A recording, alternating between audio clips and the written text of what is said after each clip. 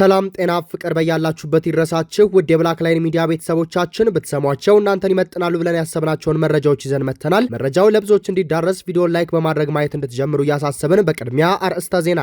የአማራ ፋኖ ብሔራዊ ኃይል ምስራቅ አማራ ቀጠና ሚኒሊክ እዝ መስከረም 14 ቀን 2018 ዓ.ም ከጠዋቱ 12 ሰዓት የተጀመረው ዘመቻ አርበኛ አደም አሊ ወይም አባናደው በአምስቱም ኮሮችና በእዙ ልዩ ዘመቻ ከፍተኛ ተጋድሎ በማድረግ ዛሬም አስደናቂ ማርሽ ቀያሪ ድሎችን እያስመዘገበ ተጠናክሮ ቀጥሏል።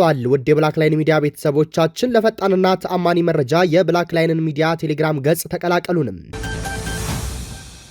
የሁለተኛ ቀን ዘመቻ አርበኛ አደም አሊ ወይም አባናደው በታላቅ ድል ታጅቦ እንደቀጠለ ነው ሲል ሚኒሊክ እዝ ገለጸ። ሁለተኛ ቀኑን በያዘው ዘመቻ አርበኛ አደም አሊ ወይም አባናደው በዛሬው ዕለት መስከረም 15 ቀን 2018 ዓ.ም ተጠናክሮ የቀጠለ ሲሆን በዚህም ተጋድሎ አገዛዙ ለሁለት ዓመት በሰሜን ወሎ ዞን የጦር ማዘዣ ጣቢያ አድርጎት የነበረውን የግዳን ወረዳ ሙጃ ከተማ በርካታ ምሽጎችን በመስበር በሚኒሊክ እዝ ሰራዊት በቁጥጥር ስር ውሏል። ወሎ ቤተ አማራ ላይ የትላንቱን ድል አጣጥመን ሳንጨርስ ዛሬም ሌላ ተአምር ተደግመዋል። መሳሪያ ተተኳሽ ተሽከርካሪ ሙሉ ወታደራዊ ቁሳቁስ ተማርኳል ሳይሆን ታፍሷልም ነው የተባለው። የምስራቅ አማራ ተርቦች ሚኒሊክ እዝ በዘመቻ አደም አሊ ዛሬም በከፍተኛ ድል እንደቀጠሉ ናቸው። እስካሁን በደረሰን መረጃ ዛሬ ረፋር ላይ ብቻ 3 ዲሽቃ፣ በርካታ ብሬን ስናይፐሮችና ክላሽንኮቮች ከ7 በላይ ኦራሎችና በርካታ ፓትሮሎች ከተለያየ ተተኳሽና ልዩ ልዩ ግብአቶች ጋር ተማርኳል። እጅ መስጠት ያልፈለገ ከ180 በላይ የጠላት ሰራዊት ተሸኝቷል። ከ600 በላይ የሚሆኑት እጅ በመስጠት ህይወታቸውን አትርፈዋል። ውጊያው ላሊበላና ወልዲያ ዙሪያ ደርሷል። የብልጽግና የዞንና የወረዳ አመራሮች ቤተሰባቸውን ጥለው በመሸሽ ላይ ናቸው። 12ኛና 61ኛ ክፍለ ጦሮች ታሪክ ሆነዋል ነው የተባለው። በዘመቻ አርበኛ አደም አሊ ወይም አባናደው በትላንትናው ዕለትና በዛሬው ዕለት ነጻ የወጡ ቦታዎች በሰሜን ወሎ ዞን የግዳን ወረዳ ዋና መቀመጫ የሆነችው ሙጃ ከተማን ጨምሮ ሙሉ ለሙሉ ወረዳው በፋኖ ቁጥጥር ስር ገብቷል። የጋዞ ወረዳ መቀመጫ የሆነችው እስታይሽን ጨምሮ ወረዳው ሙሉ በሙሉ በፋኖ ቁጥጥር ስር ገብቷል። የራስ አንጎት ወረዳ መቀመጫ የሆነችው አሁን ተገኝ ከተማን ጨምሮ ሙሉ በሙሉ በፋኖ ቁጥጥር ስር ገብቷል። የላስታ ወረዳ ብልባለ ከተማን ጨምሮ ከሹምሻ ቀበሌ ውጪ በፋኖ ቁጥጥር ስር ገብቷል። በጉባላፍቶ ወረዳ ከወልዲያ ከተማ ውጪ ያለው ሙሉ በሙሉ በፋኖ ቁጥጥር ስር ውሏል። የዳውንት ወረዳ ዋና መቀመጫ የሆነችው ኩርባ ከተማን ጨምሮ ወረዳው ሙሉ በሙሉ በፋኖ ቁጥጥር ስር ገብቷል። ዋርላ ወረዳ ከኮን ከተማ ውጪ ያለው ሙሉ ለሙሉ በፋኖ ቁጥጥር ስር ገብቷል። እንዲሁም መቄት ወረዳ ከፍላቂትና ከገረገራ ከተማ ውጪ ያለው ሙሉ በሙሉ በፋኖ ቁጥጥር ስር ገብቷል። ፍላቂትና ገረገራ ከተማ ላይም ትንቅንቅ እየተደረገ ነው። ውጊያውና ትንቅንቁ አሁንም እንደቀጠለ ነው ብሏል። የአፋባ ምስራቅ አማራ ቀጠና ሚኒሊክ እዝ። የአማራ ፋኖ ብሔራዊ ኃይል ሚኒሊክ እዝ ትናንት ጀምሮ ዘመቻ ሳጅን አደም አሊ በሚል በሚኒሊክ እዝ ቀጠናዎች ከባድ ፍልሚያ እያደረገ ሲሆን በርካታ ምሽጎችን በመስመር ካምፖችን በመቆጣጠር ከተራ መሳሪያ እስከ ከባድ መሳሪያ እንዲሁም ወታደር ድረስ በመማረክ ታሪካዊ ጀብድ እየሰራ ይገኛል። ዛሬም ቀጥሎ በዋለው ትንቅንቅ ማርሽ ቀያሪ የሚሆን ድል ተገኝቷል። በርካታ ከተማዎችንም መቆጣጠር ተችሏል። ጦሩም ወደ ወልዲያ እየተቃረበ እንደሚገኝ ነው ምንጮች ከቦታው የገለጹትም። ውጊያው የከበደውና በእግረኛ ጦር መግጠም የተሳነው አገዛዙ በዚህ አካባቢ በከፍተኛ ሁኔታ የድሮን አሰሳ እያካሄደ እንደሚገኝ ነው የተገለጸው። የአማራ ፋኖ ብሔራዊ ኃይል ምዕራብ አማራ ቀጠና ቴዎድሮስ እዝ ጎጃም አገው ምድር ክፍለ ጦር ወንድማማቾች ብርጌዶች የአገዛዙን ጦር ድባቅ እንደመቱት ተገልጿል። ወንድማማቾቹ ዘንገና ብርጌድ፣ ጊዮን ብርጌድና ቀኛዝማች ስሜነ ደስታ ብርጌድ ሰከላ አንበሲ ላይ ጠላትን ከፍተኛ ጉዳት አድርሰውበታል ተብሏል። ከሱርታ መገንጠያ በመነሳት ወደ ሰከላ በማምራት ላይ የነበረውን የአረመኔውን አገዛዝ ሰራዊት የጎጃም አገው ምድር አናብስቶቹ ወንድማማቾቹ ብርጌዶች ሰከላ አንበሲ ላይ ጠላትን ድባቅ መተውታል። የክፍለ ጦር ወታደራዊ አዛዥ ኮማንዶ ደሞዝ የክፍለ ጦሩ ዘመቻ ኃላፊ መቶ አለቃ መለሰ በመሩት አውደ ውጊያ በጠላት ላይ ሰብአዊና ቁሳዊ ኪሳራ ማድረስ ተችሏል። ብዛት ያለው ጠላት ወደ ላይኛው ሲላክ ገሚሱ ቁስለኛ በማድረግ ወደ ሰከላና እንጅባራ ተወስዷል ነው ያለው የክፍለ ጦሩ ቃል አቀባይ። የአማራ ፋኖ ብሔራዊ ኃይል ደቡብ አማራ ቀጠና አሳምነው እዝ የጠላት ኃይል በ7 ቃኞችና በአባት አርበኞች ከባድ ኪሳራ ማስተናገዱ ተገለጸ። የአማራ ፋኖ ብሔራዊ ኃይል ደቡብ አማራ ቀጠና አሳምነው እዝ ዘርዓ ያዕቆብ ኮር ውስጥ የሆነችው የ7 ክፍለ ጦር በፋኖ ሸጋው የሚመራው ቃኝና አባት አርበኞች በጋራ በመሆን በወሰዱት የደፈጣ ውጊያ በካራ ለጎማ ቀበሌ የጠላት ኃይል በአማራ የቁርጥ ቀን ልጆች አይቀጡ ቅጣት መቀጣቱ ታውቋል። በነበረው ከባድ የፋኖ ጥቃት የአገዛዙ ጦር ወደፊት መጓዝ አልችል ብሎ የነበረ ሲሆን ፔምፔ እንዲሁም ዙ 23 እየተሸከመ ቢመጣም ጠላት የፋኖን በትር መሸከም አልቻለም። ሬሳ እያመላለሰ የዋለው የጁላ ጦር ዛሬም በሚኒሊክ መንደር በእነ አይደፈሬ በካራ ለጎማ ተወሽቆ አለቅም ብሎ ተደብቆ ቢውልም የሬሳ ነዶ ተሸክሞ ካራ ለጎማ አለቆ ሄዷል። ሆኖም አገዛዙ በዚህ 2-3 ቀን ያለ የሌለውን ኃይል በ5 ግንባሮች በጀግኖች ፋኖ ቁጥጥር ውስጥ የነበረችውን ማጀቴን ከተማ ለመቆጣጠር ባደረገው ጥረት ከተለያዩ ቦታዎች 102ኛ ኮማንዶን በማሰለፍ የውጊያ ግንባር ለመፍጠር ቢሞክር በአናብስቶቹ እንደ ትናንትናው በነብሮቹ ተመቶ ሙትና ቁስለኛውን ይዞ ወደ መጣበት ተመልሷል ሲል አሳምነው እዝ ገልጿል።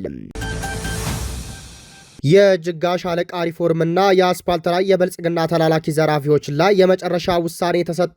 የአፋባሃ ምዕራብ አማራ ቀጠና ቴዎድሮስ እዝ ራስ ቢትወደድ መንገሻ ቲከም 5ኛ ክፍለ ጦር በአረንዛው ዳሞት ብርጌድ ስር ካሉ ግዙፍና ተርብ ተዋጊ ጦር ካለባቸው አንዷ የሆነችው የነፍጠኞቹ ጅጋ ሻለቃ የ5ኛ ክፍለ ጦር አመራሮችና የአረንዛው ዳሞት ብርጌድ አመራሮች በጋራ በመሆን የጅጋ ሻለቃ አመራር፣ የጅጋ ከተማ አስተዳደር፣ የነጻ ወረዳ አመራሮች፣ የአካባቢው ተሰሚ የሀገር ሽማግሌዎች ሙሉ አባላት በተገኙበት ጥልቅ የሆነ ውይይት በማድረግ የስራ አቅጣጫ ማስቀመጥና በተጓደለ የሻለቃ አመራር ላይም ማሟላት ተችሏል። ከዚህም በመነሳት የብልጽግናን ተልእኮ በመያዝ ፋኖን ከህዝብ ለመነጠር የሚሰራው አገዛዙ ይህን ለማሳለጥ ሲልም የስም ፋኖችን አዘጋጅቶ አስፓልት ላይ ዘረፋ የገቡ ሰዎች ላይ በተገኙበት የማያዳግም እርምጃ እንዲወሰድ ውሳኔ ተሰጥቷል ብሏል። የአረንዛው ዳሞት ብርጌድ ህዝብ ግንኙነት ፍስሐ አደራው። ይህ በእንዲህ እንዳለ የአፋባሃ ምዕራብ አማራ ቀጠና ቴዎድሮስ እዝ 8ኛ በላይ ዘለቀ ክፍለ ጦር የቁይ ደባይ ጮቄ ብርጌድ መስከረም 14 ቀን 2018 ዓ.ም ለብርጌዱ ተወርዋሪ ኮማንዶ አባላት በብርጌዱ ምክትል ሰብሳቢና በብርጌዱ ፖለቲካ ዘርፍ ኃላፊ እንዲሁም ሌሎች አመራሮች በተገኙበት ጥልቅ የሆነ የፖለቲካ ስልጠና ተሰጥቷል።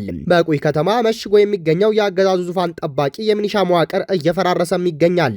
አቶ አብጤ መንገሻ የተባለ ሚኒሻ መስከረም 14 ቀን 2018 ዓ.ም ቆይ መሽጎ ከሚገኘው የአገዛዙ ሰራዊት ከነሙሉ ትጥቁ አፋባሃ ምዕራብ አማራ ቀጠና ቴዎድሮስ እዝ 8ኛ በላይ ዘለቀ ክፍለ ጦር ደባይ ጮቄ ብርጌድ ተቀላቅሏል። ግብጽ የኬንያው ፕሬዝዳንት በህዳሴው ግድብ ምርቃት ላይ በመገኘታቸው ቅር መሰኘቷን ገለጸች። በህዳሴ ግድብ ምርቃት ስነ ስርዓት ላይ የተገኙት ፕሬዝዳንት ሩቶ ታላቁ የኢትዮጵያ የህዳሴ ግድብ አገራዊ ፕሮጀክት ብቻ ሳይሆን ፓን አፍሪካዊ መገለጫ ነው ብለው ነበር። የኬንያው ፕሬዝዳንት ዊሊያም ሩቶ በታላቁ የኢትዮጵያ ህዳሴ ግድብ ምርቃት ላይ በመገኘታቸው ግብጽ ቅር እንደተሰኘች በኬንያ የግብጽ አምባሳደር የሆኑት ሀተም ዮስሪ ሆስኒ ለሀገሪቱ ፓርላማ አፈጉባኤ ገልጸዋል። አምባሳደሩን ተቀብለው ያነጋገሩት የኬንያ ፓርላማ አፈጉባኤ ሞሰስ ዋንጓላ በበኩላቸው ግብጽ ከናይል ውሃ ጋር የተያያዘ ያላትን ማንኛውንም ስጋት በተመለከተ ኢትዮጵያ ላይ ብቻ ከማተኮር ይልቅ ሁሉም የተፋሰሱ ሀገራት ጋር እንድትመካከር ጠይቀዋል። የኬንያ መገናኛ ብዙሃን ዘገባ እንደሚያመለክተው የኬንያ ፓርላማ አፈጉባኤ ዋንታጓላ እና የግብጽ አምባሳደር ሆስኒ ረቡዕ መስከረም 14 ቀን 2018 ዓ.ም በተገናኙበት ወቅት በዝርዝር ከተነሱ ጉዳዮች አንዱ በካይሮና በአዲስ አበባ መካከል ያለመግባባት ምንጭ የሆነው የናይል ውሃ ጉዳይ ነው። የግብጽ አምባሳደር ኢትዮጵያ ከ2 ሳምንት በፊት ባስመረቀችው ግዙፉ የህዳሴ ግድብ ላይ ያላትን ቅሬታ አስረድተዋል። አምባሳደር ሆስኒ የህዳሴ ግድብ ግንባታ ከዓለም አቀፍ ህግ የተቃረነና የተቋቋሙ የህግ ማዕቀፍን የማያከብር እንደሆነ መናገራቸውን የኬንያው ዘስታርስ ጋዜጣ ዘግቧል። አምባሳደሩ አክለውም ሀገራቸው ያላትን መብት የሚያስጠብቅና የናይል ውሃ ፍትሐዊ ተጠቃሚነት የሚያረጋግጥ አሳሪ ስምምነት እንዲፈረም ከ10 ዓመት በላይ ለሚሆን ጊዜ ስትጥር እንደነበር ገልጸዋል ተብሏል። የግብፁ ልዑክ ለምሳሌ በፕሬዝዳንት ዶናልድ ትራምፕ የመጀመሪያ የስልጣን ዘመን ከረጅም ድርድር በኋላ በዋሽንግተን ስምምነት ለመፈረም ዝግጁ ነበርን። በመጨረሻ ጊዜ ግን ኢትዮጵያ ልትገኝ አልቻለችም። በቀላሉ የግድቡን ግንባታ ለማጠናቀቅ ጊዜ እየገዙ ነበር ሲሉም ኢትዮጵያን ከሰዋል። ግብጽ ሁሉም የናይል ተፋሰስ ሀገራት የኤሌክትሪክ ኃይል በማመንጨት በውሃው ለመጠቀም ያላቸውን መብት እንደምታከብር መናገራቸውም ተዘግቧል። ይሁን እንጂ ኬንያ በህዳሴ ግድብ ምርቃት ላይ በመሳተፏ ግብጽ ቅር መሰኘቷን አምባሳደር ሆስኒ ገልጸዋል። የኬንያው ፕሬዝዳንት ዊሊያም ሩቶ ጳጉሜ 4 ቀን 2017 ዓ.ም በተካሄደው የታላቁ የኢትዮጵያ ህዳሴ ግድብ ምርቃት ስነ ስርዓት ላይ ዋና እንግዳ ሆነው ተገኝተው ነበር። ከኬንያው ፕሬዝዳንት በተጨማሪ የሶማሊያ፣ ጅቡቲ፣ ደቡብ ሱዳን፣ ባርቤዶስ መሪዎች እንዲሁም የአፍሪካ ህብረት ኮሚሽን ሊቀመንበር መሐሙድ አሊ የሱፍ ተገኝተዋል። ፕሬዝዳንት ሩቶ በስነ ስርዓቱ ላይ ባደረጉት ንግግር ታላቁ የኢትዮጵያ ህዳሴ ግድብ ሀገራዊ ፕሮጀክት ብቻ ሳይሆን ፓን አፍሪካዊ መገለጫ ነው ሲሉ አሞካሽተውት ነበር። ሀገራቸው ከግድቡ ከሚመነጨው ኤሌክትሪክ ኃይል የተወሰነ ለማግኘት የኃይል ሽያጭ ስምምነት ለመፈረም ዝግጁ መሆኗንም አስታውቀው ነበር።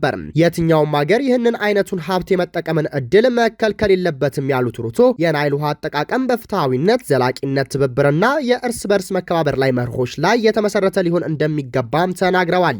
በትላንትናው ዕለት የኬንያ ፓርላማ አፈ ጉባኤውን አግኝተው ያነጋገሩት የግብፁ አምባሳደር ሆስኒ የኬንያው ፕሬዝዳንት በህዳሴ ግድብ ምርቃት ስነ ስርዓት ላይ በመገኘታቸው አገራቸው እንዳልተደሰተች አስረድተዋል።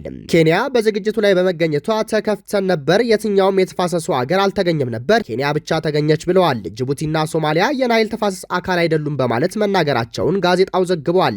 የኬንያ ፓርላማ አፈ ጉባኤ ሞሰስ ዋንጋላና በኬንያ የግብፅ አምባሳደር ሀቲም ዮስሪ ሆስኒ ኬንያ ከኢትዮጵያው ግድብ መጠቀሟ እኛን አይጎዳንም፣ ከኢትዮጵያ ጋር ያለን ጉዳይ የኤሌክትሪክ ኃይል ከማመንጨታቸው ጋር የተያያዘ አይደለም ከናይል ውሃ ጋር እንጂ በግብፅ በሱዳንና በኢትዮጵያ መካከል የሁለትዮሽ ወይም የሶስትዮሽ ስምምነት ላይ መድረስ አለብን። ይህም ስምምነት በዓለም አቀፍ ሕግ መሰረት አስገዳጅ መሆን አለበት በማለት የሀገራቸውን አቋም አስረድተዋል። የኬንያ ፓርላማ አፈ ጉባኤ ሞሰስ ሟንጋላ ይህንን ንግግር በተመለከተ በፌስቡክ ገጻቸው ባሰፈሩት ጽሑፍ የግብፅ መንግስት በናይል ወንዝና በታላቁ የኢትዮጵያ ህዳሴ ግድብ ዙሪያ አካታች ውይይትን እንዲቀበል ማሳሰባቸውን ገልጸዋል። ፕሬዝዳንት ሩቶ ግብፅ ኢትዮጵያን ብቻ ከመጥቀስ ይልቅ ከሁሉም የናይል ተፋሰስ ሀገራት ጋር እንድትመካከር በሚል ያቀረቡት ሀሳብ እንደሚቀበሉትም አፈ ጉባኤው በጽሑፋቸው ጠቅሰዋል። የፕሬዝዳንት ሩቶን ሀሳብ በመከተል ውሃ የጋራ ሀብት በመሆኑ አገራትን ከመከፋፈል ይልቅ አንድ ማድረግ እንዳለበት በመግለጽ ጥሪውን በድጋሚ አቅርቤያለሁ ብለዋል። ይህንን በሚያጠናክር ዘገባ ያወጣው ዘስታርስ አፈ ጉባኤው ከእናንተ ግብፅም ሆነ ከጎረቤታችን ኢትዮጵያ ጋር ችግር የለብንም፣ እንዲያውም የኤሌክትሪክ ኃይል ከእነሱ ስለምናስገባ ከህዳሴ ግድብ ተጠቃሚ ነን። ፕሬዝዳንቱ በቅርቡ እንደተናገሩት ግብፅ በናይል ጉዳይ ላይ ስጋት ካላት በኢትዮጵያ ላይ ብቻ አታተኩሩ፣ ሁሉንም ወደ ውይይት ጠረጴዛው ጥሩና ችግሮቹን በጋራ ለመፍታት በጋራ እንረዳዳለን ማለታቸውን አስነብበዋል። ውድ የብላክ ላይን ሚዲያ ቤተሰቦቻችን የዕለቱ መረጃችን ይህንን ይመስል ነበር። ቻናሉን ሰብስክራይብ በማድረግ ቤተሰብ ይሁኑን። ለፈጣንና ታማኝ መረጃ የብላክ ላይን ሚዲያ ቴሌግራም ገጽ ዲስክሪፕሽን ላይ ስለሚገኝ ተቀላቀሉን። ሰናይ ጊዜ